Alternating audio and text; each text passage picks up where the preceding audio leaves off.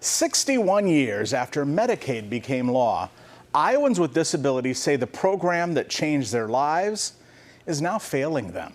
The Iowa Democratic Party held an event today to mark the occasion, arguing the state's privatized system is harming Iowans. Republican lawmakers passed the Big Beautiful Bill Act last year, which reduces funding for the program over the next decade. Here now is Iowa Capitol Bureau reporter Isabella Warren. This is Sherry Porter. She runs a day habilitation program near Sioux City, helping residents with disabilities with day-to-day life, including medical appointments. And she works with Iowa's managed care organizations, the groups that oversee Medicaid reimbursements for her services.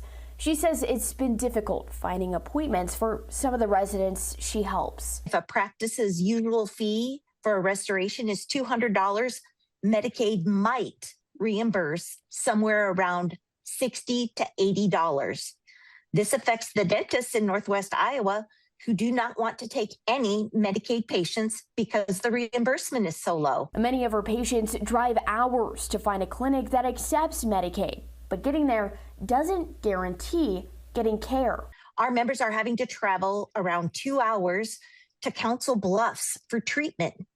And the practice that does accept Iowa Medicaid has a wait list of 1,500 people. And Iowa is also facing a $90 million Medicaid funding deficit. Lawmakers temporarily raised taxes on managed care companies to help close the gap. But Porter says it's not enough. And with fewer than 100 days until the midterm elections, advocates say it's a top issue as they head to the polls. The Democratic gubernatorial candidate Rob Sands says if elected, day one, he plans to reverse the privatization of Iowa's Medicaid program. Now, in a statement, Republican candidate Zach Lane's campaign said that Lane's Medicaid goal is to ensure that we, quote, have a good delivery system, good care, prompt payment for providers, and that we can ensure that Iowans can have health care they can count on.